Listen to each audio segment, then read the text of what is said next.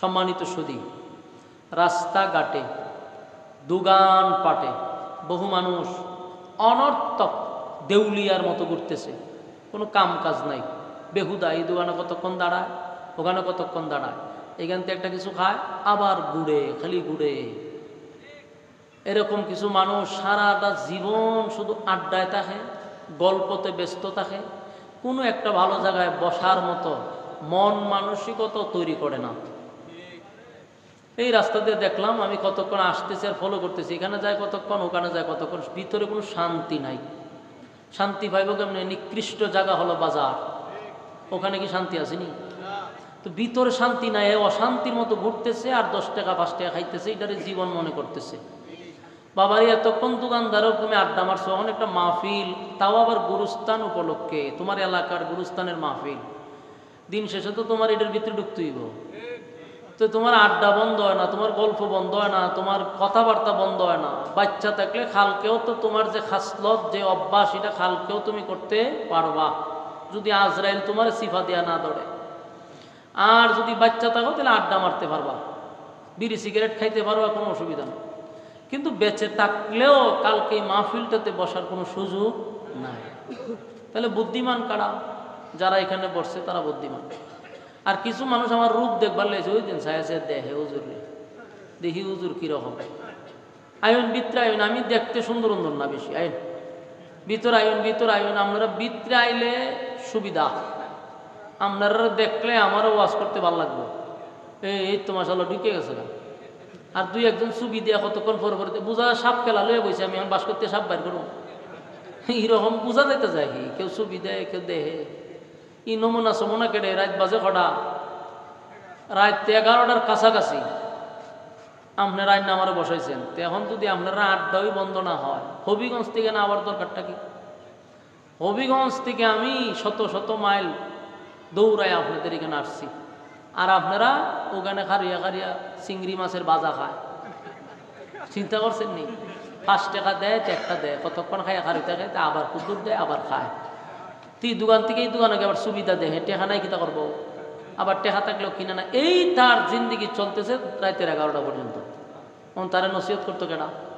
আবার বাড়িতে গিয়া মারে হইব, বাপরে হইব, ওয়াজ মাহফিল থেকে আইছি, বউরও গিয়া হইব যে হ মাহফিল থেকে আইছি। তো কত বড় দুকাবাজি!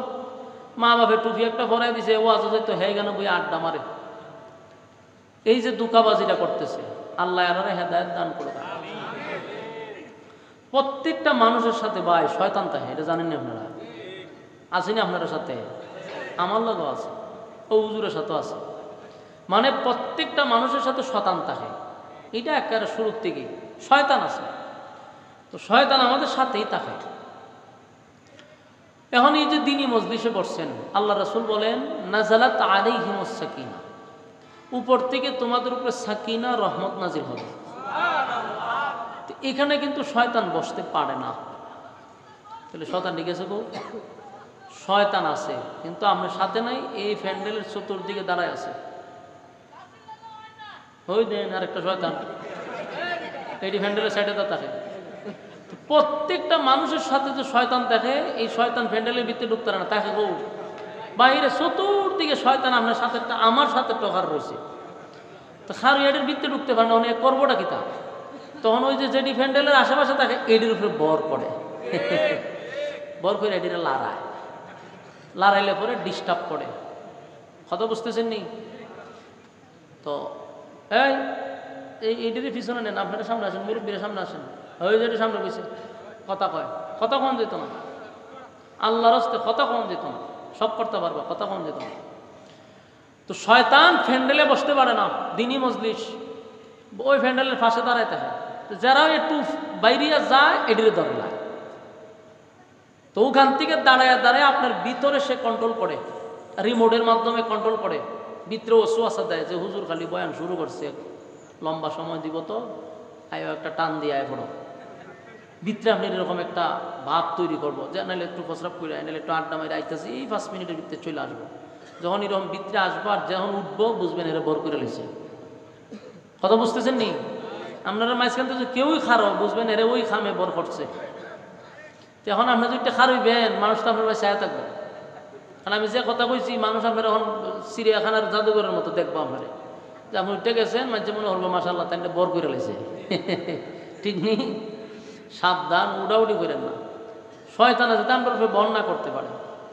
শয়তান কি চানি আপনি নেকি হাসিল করেন?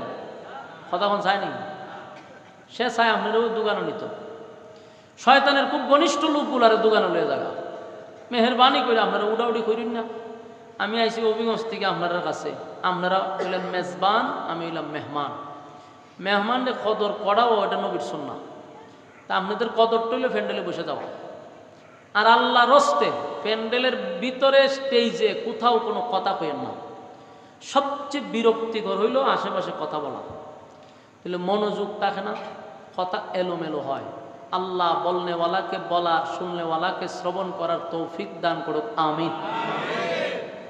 সম্মানিত সুধী, কারা কারা মোনাজাত পর্যন্ত থাকবেন? মানে একটা নিয়ত আছে না যে হুজুর আমরা মোনাজাত পর্যন্ত আমরা লড়াচড়ি করি না, লুক না। প্যান্ডেলের বাইরে যারা ঘুরতেছে এরা যদি আল্লাহ একটু হেদায়েত দিত ওতে বালা আছে। আপনারা আমিন কইন দেলাইতে পারে হেদায়েত, এরপরে তো লড়ে না। ওই দিন ঘর রয়েছে ওই হেদায়েতের দোয়া করতেছে, আপনারা লেগে ভিতরে ঢুকেন ঢুকেন ঢুকেন। দোয়া রিয়াকশন করছে, উল্টা গেছে। বসেন বসেন। কানা কানা মোনাজাত পর্যন্ত থাকবেন, হাত তুলেন। হ্যাঁ আমি সব দেখি কাটা হাত তুলছেন না, তুলেন নাই, একেবারে আমরা টানা টানা দেন, বলেন ইনশাআল্লাহ। মোনাজাত পর্যন্ত আসি আমরা ইনশাআল্লাহ। হ্যাঁ কারণ না ফাটে হাত তুলেন না, কাউ লক্ষণ খারাপ তো এখান থেকে নিয়ত করলিছে হেতে যাইব গা। এই আপনি হাত তুলেন, আল্লাহ সবাই কবুল করা, আমিন। বলেন তো দেখি ওয়াদা বর খেলাপ করা কিসের খাসলত? আপনারা তো তখন উঠুন, কি হইয়া যাবেন?